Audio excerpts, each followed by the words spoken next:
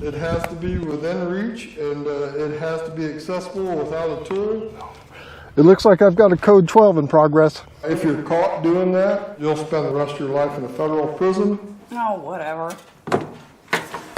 Four!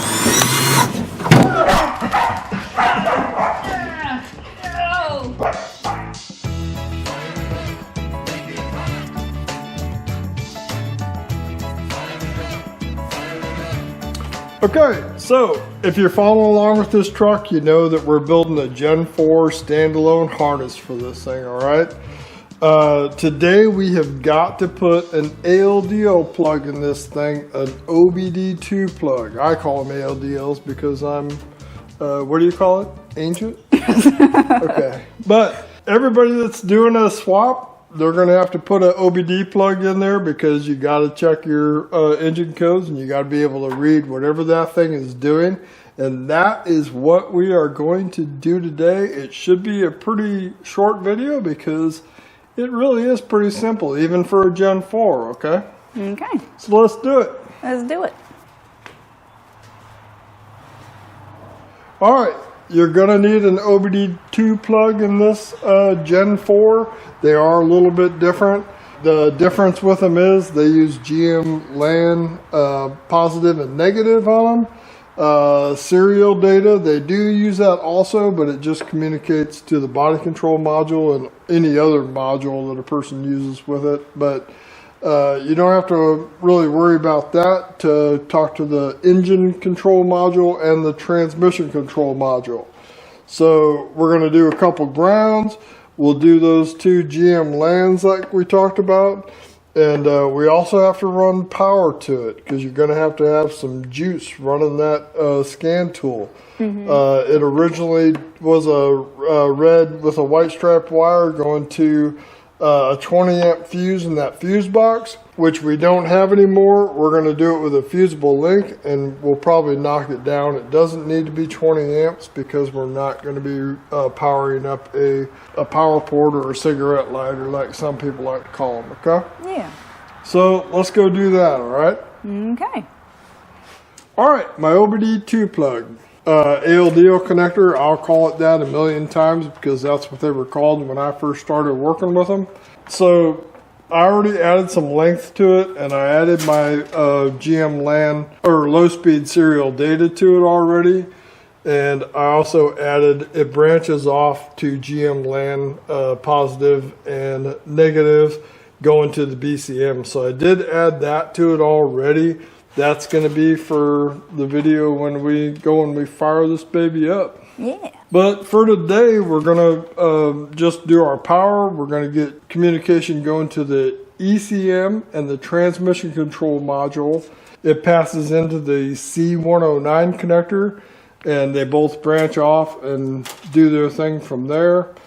If you don't have the C109 connector, you would just go to the ECM.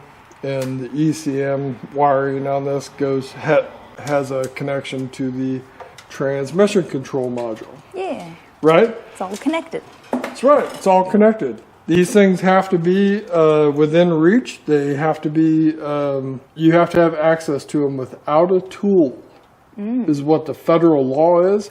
And if you do not do that on an LS swap, do you know what the penalty is? $5? Life in prison. My goodness. I'm not even joking. They're serious about that. Yes, it has to be within reach and it has to be accessible without a tool. If you're caught doing that, you'll spend the rest of your life in a federal prison. Is there like a task force out there that comes and finds people, or are you just... I turn them in. Babe. I turn them in, and I also know for a fact that the food in a federal prison is worse than your cooking. That is not called for. Ripley's not complaining. She likes my cooking. Yeah. Oh, Ripley, do you need anything? So, I'm just joking about that, but it does, legally, it does have to be like that according to... I could imagine how many pages have been written in legal terms of how that has to be for all cars, but do whatever you want. literally, I might mount this one on the rear view mirror. Oh, that'd be handy. So, yep. All right. Oh, yeah. Okay. I'm back. Okay. Okay.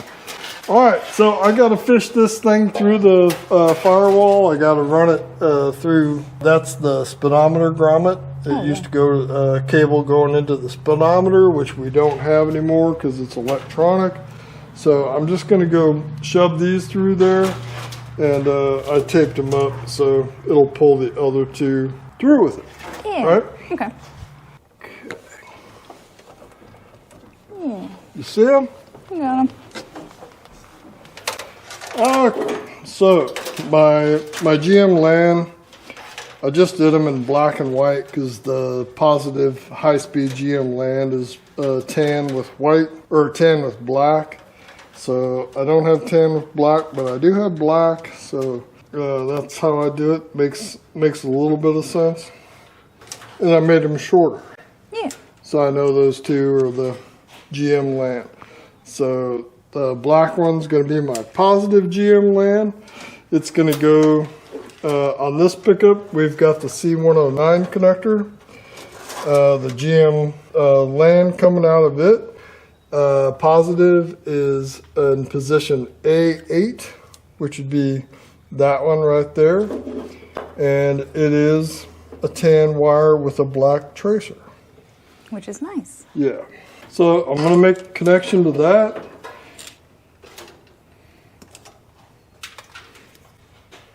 And we're working with tiny wires again. These are 20, 22 or 24. So I fold them over.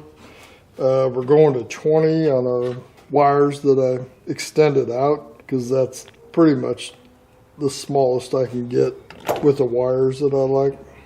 Let's do some heat shrink.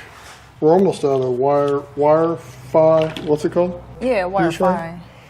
Gonna have to order some more of that. It's the good stuff, man. So these wires are so small, I'm folding them over again. They barely go into. I think I'm gonna abandon that idea on this one. Oh, really? It's not working out the best. So, there we go. I want a great connection, but I also don't want to do too much hard work. Yeah. That is always the problem.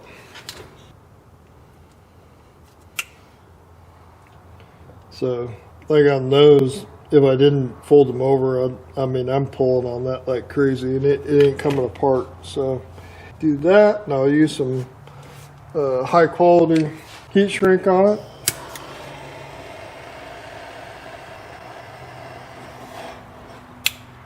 And so our white is going to be my negative GM land. Those are spun together, so I know they're right.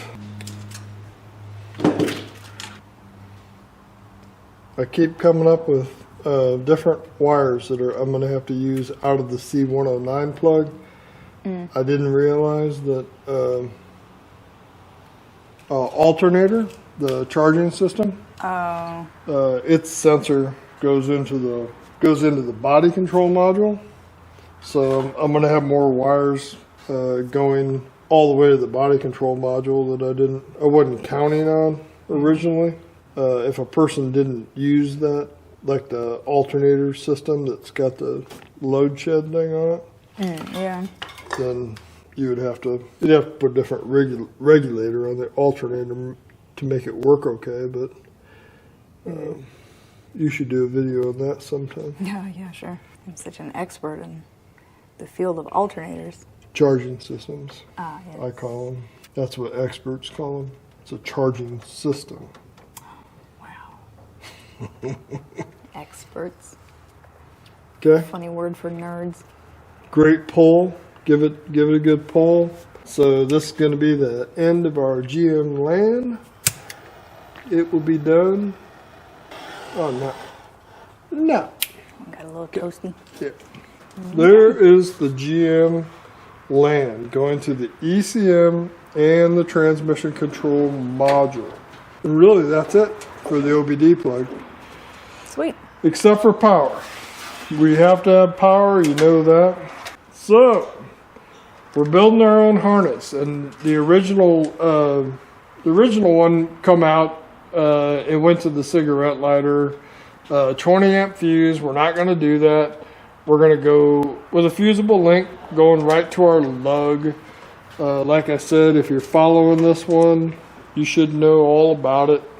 It'll come out and follow along with the other one right there, right? So we'll just make it the same length, right? Okay. And it's not going to need to be 20 amps, so we'll just drop it down to a 10 amp circuit. If I was doing the power port off of it or a cigarette lighter off of it, I would do the 20 amp, but I highly recommend that people don't smoke. Yeah. They found that out just last year, Yeah. right? Cigarette smoking's bad for you. Yeah. Yeah, I've been hearing a lot about that. So this is 20 gauge fusible link. I'd use it on a 10 amp circuit. That's what I'm going to bring this down to. It's never going to run anything other than the scan tool that I'm going to plug into it. Or if I used the power for a test light or something.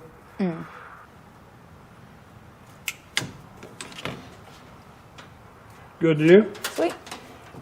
I usually do about 3 inches on them.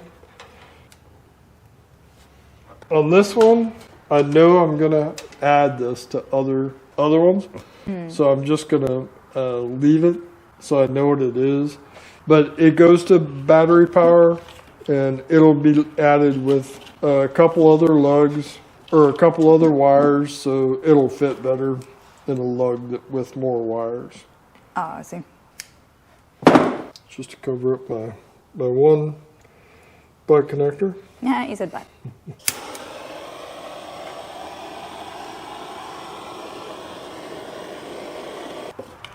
We should have some marshmallows later. Ooh, marshmallows. S'mores. Does sound good. Some s'mores. Oh, we got our s'more machine. Okay. All right. So that one, I know that's my fusible link going to that. That's the only thing it'll ever run. So I'm perfectly comfortable using a fusible link with it. If you didn't want to, you could put a fuse in it, a replaceable fuse, and in line with it. Do whatever you want. But this is my Gen 4 standalone harness, and I'll do it however I want. Okay. Yeah. Somebody can tell me I'm doing it wrong. It'll be fun. That'll be nice. So it'll basically go to the same lug that this one goes to on our off the positive side of the battery. Yeah. All right, so that's done, and now the only other one that we need is a ground. Okay. All right, the ground on the 07 Yukon was under the dash. They went to 2 different spots under the dash. But same thing on this one, it's going to get added to another bunch of lugs, and it will go to this ground right here. Yes. It'll tie to the rest of my grounds at the front radiator core support. Okay. So that's where that one will go, but it'll have probably a couple wires added to it with a lug, and that's your ground. Okie dokie. All right? Easy enough. All right, so now we have got to go mount that thing underneath the dash in a legal spot. Yes. All right. Very important. Okay, so you want to meet me over there? Yeah, sure. All right, let's go. Get my flashlight. All right, I just mount it basically right there so I can get to it with my scan tool.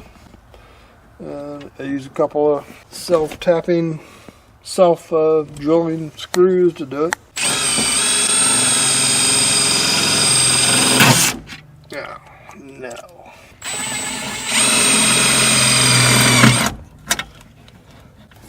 There's one.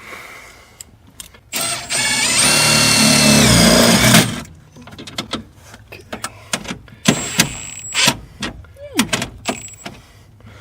All right, so there you go. Perfectly legal. Yeah.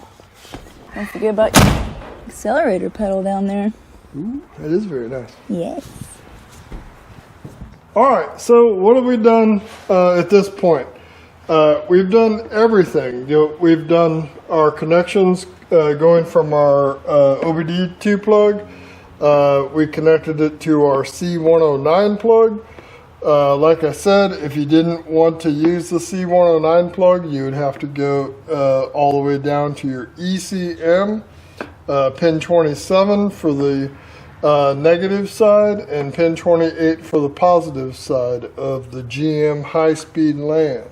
We did a positive wire coming out. We passed it through a 20 amp or a 20 gauge fusible link, which had knocked that down.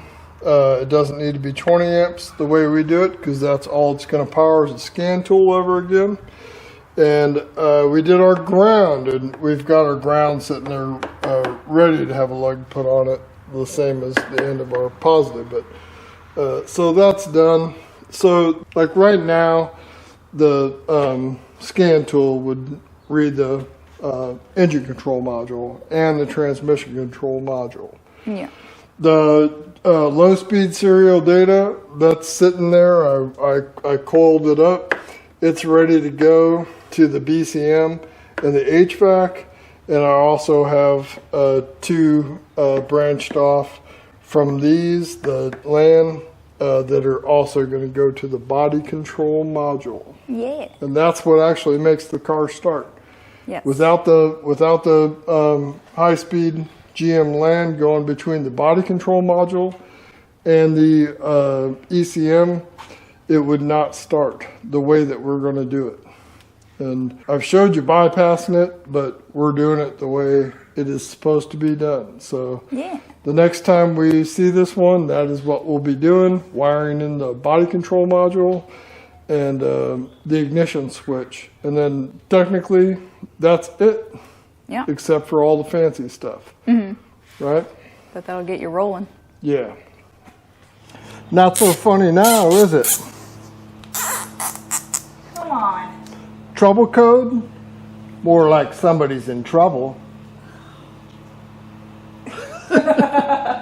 Okay, that wraps up an OBD2 plug. We think we've got a lot of interesting stuff coming up. We know you'll love it. Everybody that's going to our merch store, we can't thank you enough. And we appreciate all of our subscribers and our members. Thanks a lot. Good job. You did good, baby. You did really good. You did good too. You boys go in the office. In the office. Come here, everybody. Then when we tell you to come, then you come out. Okay. Get ready to swarm. Come here. Hold on. I know it's exciting. Come here, dude. I know. Good job.